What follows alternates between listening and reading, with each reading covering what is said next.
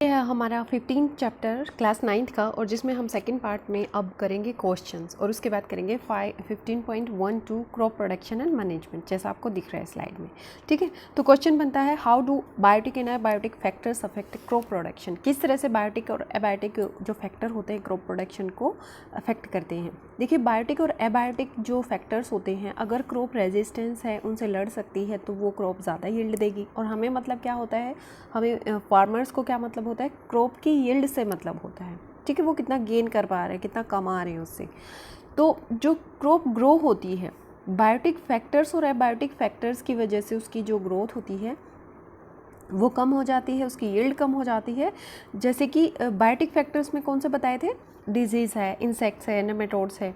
Abiotic factors में क्या थे, draught, salinity, water stress, water logging जैसे होता है, और हीट, कोल्ड, फ्रोस्ट स्ट्रेस, जैसे फ्रीजिंग स्ट्रेस भी होती है ना।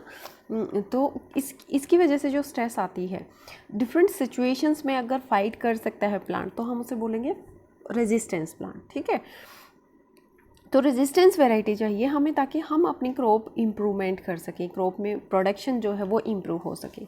डिज़ायर्ड जो हमारे डिज़ायरेबल एग्रोनॉमिक कैरेक्टर्स हैं क्रॉप इम्प्रूवमेंट में, वो कौन से होते हैं, उसकी हाई यील्ड होनी चाहिए। हमें क्या चाहिए, क्या ज़रूरत है, हमारी डिज़ायर किस में है, हमारी इच्छा किस में है।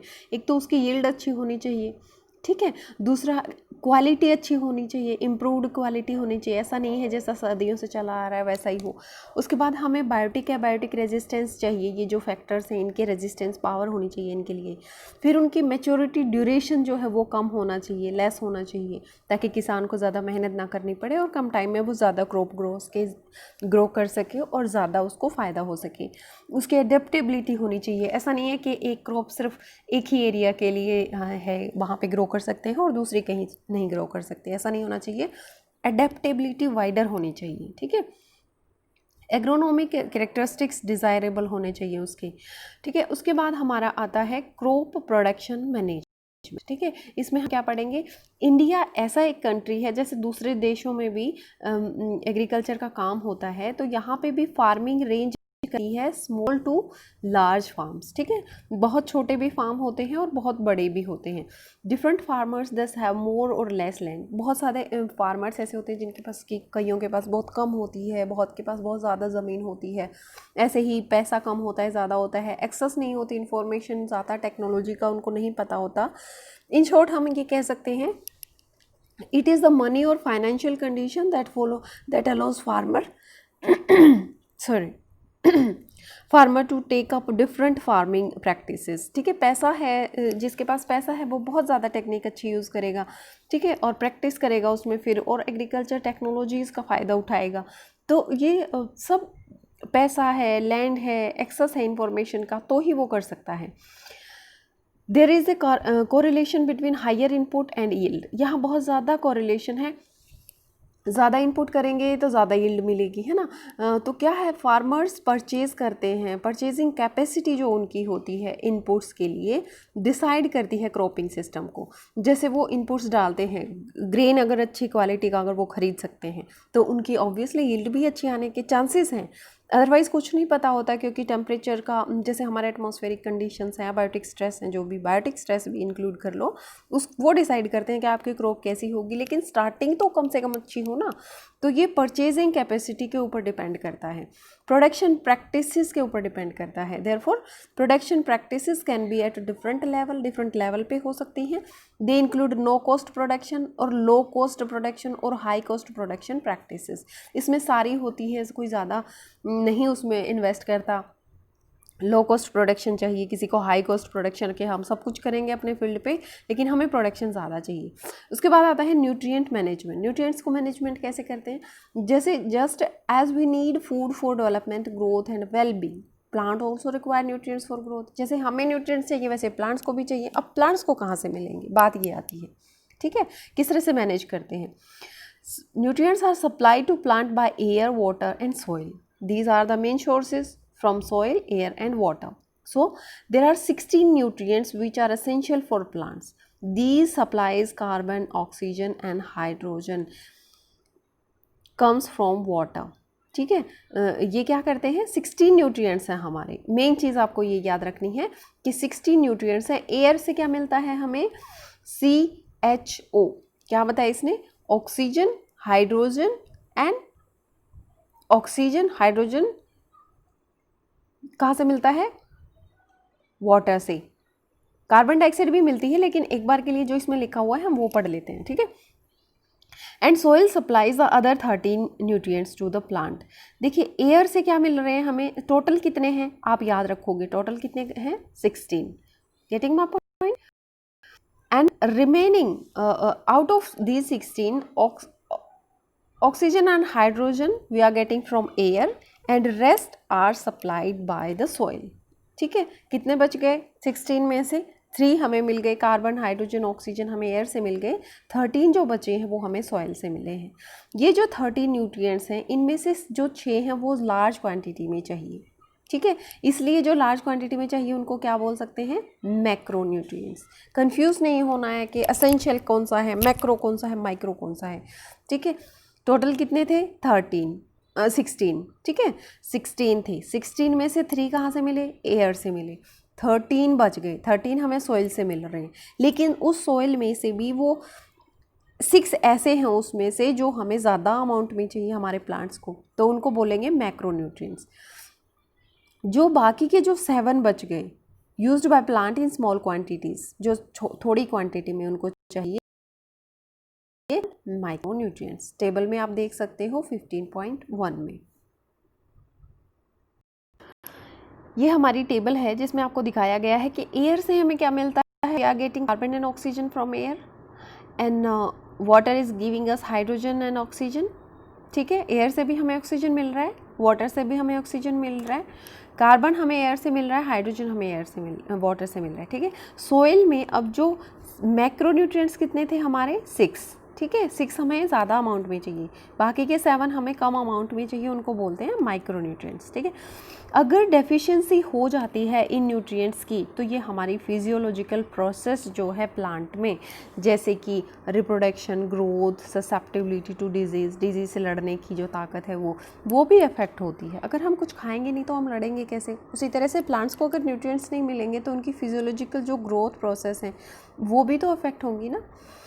Increase the yield, soil can be enriched by supplying these nutrients in the form of manure or fertilizers। अगर हम इनकी पूर्ति करें सॉइल में, अगर इनको हम सफिशेंट अमाउंट में रखें तो क्या होगा, हमारे पौधे भी अच्छे होंगे। और ये हम कैसे दे सकते हैं, by manures, by using fertilisers, okay. अब क्वेश्चंस देखिए, what are macro nutrients and why are they called macronutrients. Macronutrients कौन से होते हैं, जो 13 न्यूट्रिएंट्स हमें सॉइल से मिलते हैं, जिनको प्लांट्स ज़्यादा अमाउंट में यूज़ करते हैं, वो मैक्रोन्यूट्रिएंट्स हैं। भाई समझ गए, कोई दिक्कत नहीं, दिक्कत होनी चाहिए। मैक्रो क्यों कहते हैं, क्योंकि ये ज़्यादा अमाउंट में चाहिए। मैक्रो का मतलब ऑब्वियसली लार्ज होता है ना, ये नाम से ही पता चल रहा है मैक्रो। प्लांट कैसे न्यूट्रिएंट्स को लेते हैं, तो आपको वो टेबल समझ जानी है कि जो एयर से है वो कार्बन और ऑक्सीजन मिलती है, वाटर से हमें हाइड्रोजन ऑक्सीजन मिलती है, सॉइल से हमें मैक्रोन्यूट्रिएंट्स और माइक्रोन्यूट्रिएंट्स मिलते हैं, ठीक है। अब बात आती है मेन्योर की। मेन्योर क्या है, जो Manure contain large quantities of organic matter and also supplies small quantity of nutrient to the soil। ज़्यादा अमाउंट में इसके पास ऑर्गेनिक मैटर होता है जो हमारी मेन्योर होती है, और सप्लाई करता है थोड़े अमाउंट में न्यूट्रिएंट्स का। लेकिन इसका मतलब ये नहीं है कि मेन्योर बेकार होती है।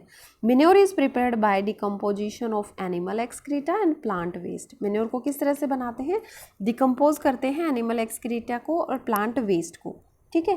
जो प्लांट्स का वेस्ट होता है, मतलब जैसे पत्ते गले सड़ जाते हैं, जड़ें वगैरह जो भी है वो सब कुछ उसमें आता है। मेन्योर हेल्प करता है सॉइल को एनरिच करने में न्यूट्रिएंट्स से, ऑर्गेनिक मैटर उसका बढ़ता है और सॉइल फर्टिलिटी को भी बढ़ाता है। इसीलिए जो ऑर्गेनिक मैटर होता है वो बल्क में होता है, मेन्योर में बहुत ज़्यादा अमाउंट में होता है, और ये हेल्प करता है सॉइल स्ट्रक्चर को इम्प्रूव करने में। This involve increase the water holding capacity in Sandy soils. इसकी वजह से क्या होता है, वाटर होल्डिंग कैपेसिटी जो होती है सॉइल की वो बढ़ जाती है। जो क्ले सॉइल होती है उसमें large quantity of organic matter help करता है ड्रेनेज में, ठीक है, क्योंकि उसमें स्पेस भी ज़्यादा होता है, एरेशन भी ज़्यादा होती है, एयर भी ज़्यादा सर्कुलेट कर सकती है मेन्योर में, ठीक है। वाटर लॉजिंग की कंडीशन वहाँ नहीं होती, पानी वहाँ खड़ा नहीं रहता, ठीक है। तो by using manure we use biological waste material, एक तो हम बायोलॉजिकल वेस्ट मटेरियल है उसको यूज़ करते हैं, और इससे क्या होता है, it is which is advantageous in protecting, किसको प्रोटेक्ट करती है ये, आवर एनवायरनमेंट, हमारे एनवायरनमेंट को भी प्रोटेक्ट करती है, हमारी सॉइल को बचाती है ये, ठीक है। एक्सेसिव यूज़ ऑफ फर्टिलाइजर्स अगर हो जाएंगे तो हमारे एनवायरनमेंट को ऑब्वियसली खतरा होगा, वाटर वेस्टेज होगी, है ना, वाटर पोल्यूट होगा, सॉइल पोल्यूशन होगा, इस तरह से एयर पोल्यूशन भी होगा। Using biological waste material is also a way of recycling farm waste, जो हाँ फार्म वेस्ट होता है, जो वेस्ट जो भी होता है वो उसको यूज़ करते हैं, हम रीयूज़ करते हैं, रिसाइकिल करते हैं। तो ये बायोलॉजिकल वेस्ट को जो यूज़ करते हैं ये भी एक तरीका है उसको रिसाइकिल करने का। Based on the kind of biological material used manure can be classified as, आपने अभी तक नहीं सुना होगा कि मैन्योर को कैसे क्लासीफाई करते हैं, ठीक है। तो क्लासीफाई कैसे कर सकते हैं, कंपोस्ट में और वर्मी कंपोस्ट में, ठीक है। आपको ये याद रखना है। कंपोस्ट क्या होता है, the process in which farm waste material like livestock excreta, जैसे काउ डंग है, ठीक है, उनका एक्सक्रीटा जो है, जैसे वेजिटेबल वेस्ट है, एनिमल रिफ्यूज़ है, ठीक है, डोमेस्टिक वेस्ट है जो घरों से निकलता है, या फिर सीवेज वेस्ट है, स्ट्रॉ है, जो भी इरेडिकेटेड वीड्स होते हैं ना, जो निकाल दिए जाते हैं, वो डिकम्पोज होते हैं पिट्स में। पिट्स क्या होते हैं, छोटे छोटे छिद्र या फिर एक बड़ा खड्डा खोद के उसमें, उसको कंपोस्टिंग कहते हैं। जब उसको सड़ा के बहुत इस्तेमाल करते हैं वो कंपोस्टिंग होती है। और इसी तरह से जिसमें हम वर्मी कंपोस्ट क्या होता है, जिसमें हम ऑर्गेनिजम्स का यूज़ करते हैं। The compost is rich in organic matter, ये कंपोस्ट किस में रिच होती है, ऑर्गेनिक मैटर बहुत ज़्यादा होता है, न्यूट्रिएंट्स बहुत ज़्यादा होता है। Compost is also prepared by using earthworms, ठीक है, ऑर्गेनिजम्स यही होते हैं, अर्थवॉर्म को यूज़ करते हैं, जिसके फास्ट हो जाती है प्रोसेस जो डिकम्पोजिशन की होती है प्लांट्स की। वर्मी कंपोस्ट उसको खाते हैं और उससे जो उनका एक्सक्रीटा होता है वो खाद की तरह यूज़ होता है, तो वो वर्मी कंपोस्ट कहलाता है, ठीक है। उसके बाद आता है ग्रीन मैन्योर। ग्रीन मैन्योर क्या होता है, prior to the sowing of crop seeds some plants like sun hemp guar are grown and then mulched by plowing them into the soil।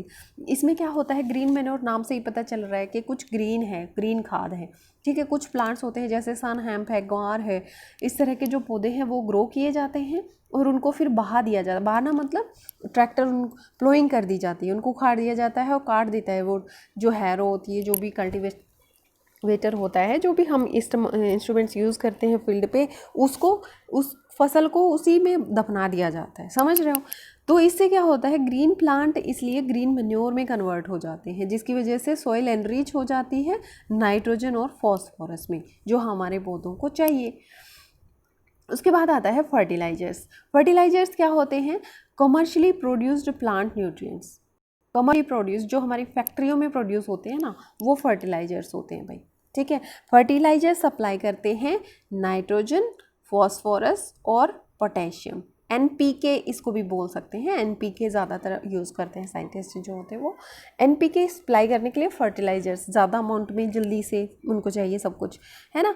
तो इंश्योर करता है गुड वेजिटेटिव ग्रोथ को, leave की अच्छी growth होती है, ब्रांचेस की, flowers की, सबकी अच्छी ग्रोथ होती है, बहुत फास्ट तरीके से ये पौधे के पास पहुँच जाता है। अच्छी ग्रोथ देखते हैं फार्मर्स, खुश हो जाते हैं।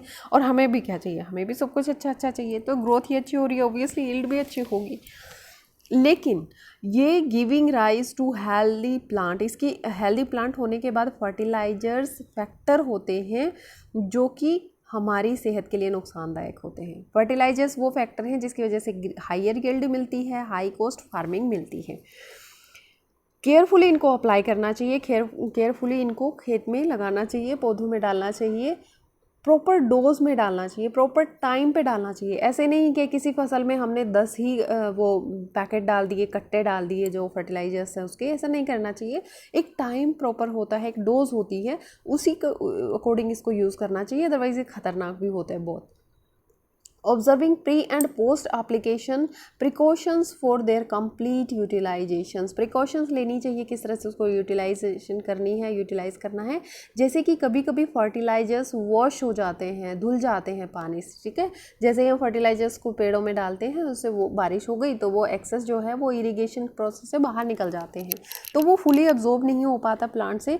तो एक्सेस फर्टिलाइजर्स जो क्या करते हैं, वाटर के साथ लोड हो जाते हैं, वाटर में बह जाते हैं, इसकी वजह से वाटर पोल्यूशन होता है। Also we have seen the previous chapter, हमने देखा कि कंटिन्यूस जो यूज़ होता है फर्टिलाइजर्स का किसी एरिया में सॉइल फर्टिलिटी को बहुत नुकसान करता है। Because of the organic matter in the soil is not replenished, जो ऑर्गेनिक मैटर है वो रिप्लेनिश नहीं हो पाता वहाँ पे, और उसकी वजह से क्या होता है, कंटिन्यूस फर्टिलाइजर्स यूज़ करने की वजह से सॉइल फर्टिलिटी ख़त्म हो जाएगी, ऑर्गेनिक मैटर वहाँ का ख़त्म हो जाएगा। रिप्लेनिश नहीं होने की वजह से माइक्रो ऑर्गेनिजम्स वहाँ ग्रो नहीं कर पाएंगे, जो सॉइल है वो हार्म्ड हो जाएगी, फर्टिलाइजर से नुकसान हो जाएगा। शॉर्ट टर्म बेनिफिट्स जो हैं फर्टिलाइजर्स के, हमें छोटे सा टाइम में, कम टाइम में और ज़्यादा बेनिफिट जो हमें मिलते हैं, वो फिर हमें लंबे समय के लिए नुकसान देंगे, ठीक है। उसके बाद हमारा आता है क्वेश्चन आंसर्स इसके, ठीक है। Using manures for maintaining soil fertility have been considered while aiming for optimum yield in crop production. बहुत ज़्यादा अच्छी यील्ड मिल जाती है हमें मैन्योर से भी, लेकिन हमें बहुत ज़्यादा लालच रहता है कि हम जल्दी से सब कुछ ले लें, ठीक है। अब हमें कंपेयर करना है मैन्योर और फर्टिलाइजर्स का मेंटेनिंग सॉइल फर्टिलिटी। आप जो भी ये वीडियो देख रहे हैं, इसमें आपने दो दो पॉइंट इनके डिफरेंस के लिखने हैं, ताकि जब भी आप एग्जाम में बैठें और आप ऐसा क्वेश्चन देखें तो आप आसानी से इसको कर सकें, ठीक है।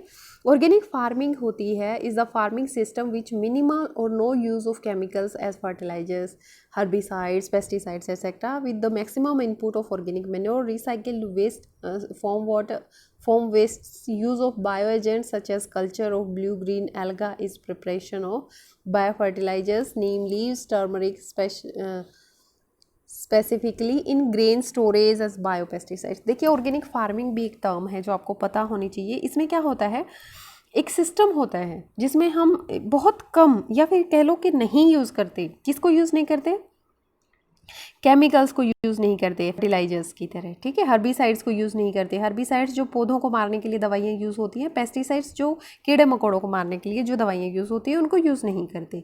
और या फिर मैक्सिमम इनपुट करते हैं उसमें ऑर्गेनिक मैन्योर का, ज़्यादा से ज़्यादा जब भी हमें ज़रूरत होती है हम ऑर्गेनिक मैन्योर उसमें डालते हैं। ऑर्गेनिक मैन्योर या रिसाइकिल्ड फार्म वेस्ट वो कह सकते हैं हम। उसमें क्या आता है, स्ट्रॉ आता है, लाइव स्टॉक एक्सक्रेट आता है, और बायो एजेंट्स को यूज़ करते हैं जैसे ब्लू ग्रीन एल्गा को, ठीक है। एल्गी भी बहुत अच्छा मैन्योर का काम करती है, बायो फर्टिलाइजर्स को बनाने में हेल्प करती है। नीम लीव्स को हम उसमें डालते हैं, turmeric specifically in grain storage. हम ग्रेन स्टोरेज का फिर जैसे स्टोर करते हैं उसमें किसका यूज़ करते हैं, नीम लीव्स का यूज़ करते हैं, टर्मरिक का यूज़ करते हैं, बायो पेस्टिसाइड्स का यूज़ करते हैं, मतलब ठीक है। हम वैसे पेस्टिसाइड्स का यूज़ नहीं करते, इनका यूज़ करते हैं। हेल्दी क्रॉपिंग सिस्टम हो जाता है इससे, ठीक है। इसके बाद मिक्स क्रॉपिंग, इंटर क्रॉपिंग और क्रॉप रोटेशन है, उसको भी हम डिस्कस करेंगे आगे। These cropping system are beneficial in insect pest and weed control beside providing nutrients. इसकी वजह से भी क्या होता है, मैंने पहले बताया था, फर्स्ट अगर वीडियो आपने नहीं देखी है तो उसमें मैंने बताया हुआ है। मिक्स्ड क्रॉपिंग क्या होता है, जिसमें एक से ज़्यादा क्रॉप को हम एक साथ एक एरिया में ग्रो करते हैं। इंटर क्रॉपिंग क्या होता है, एक डिफरेंट पैटर्न में हम डिफरेंट क्रॉप्स को ग्रो करते हैं एक एरिया में। क्रॉप रोटेशन में मतलब हम रोटेशन करते हैं, जैसे एक बार लेग्यूम को ग्रो किया ताकि वहाँ का नाइट्रोजन जो है वो मेंटेन रहे, नाइट्रोजन कंटेंट, और उसके बाद दूसरी क्रॉप को जिसको ज़्यादा नाइट्रोजन की ज़रूरत है वो वहाँ से तब ले सके और इस तरह से अच्छी क्रॉप हमें मिल सके, ठीक है। इरिगेशन को हम नेक्स्ट वीडियो में करेंगे। Thank you for watching life science cafe. पढ़ते रहिए, आगे बढ़ते रहिए, इसी शुभकामना के साथ जय हिंद, जय भारत।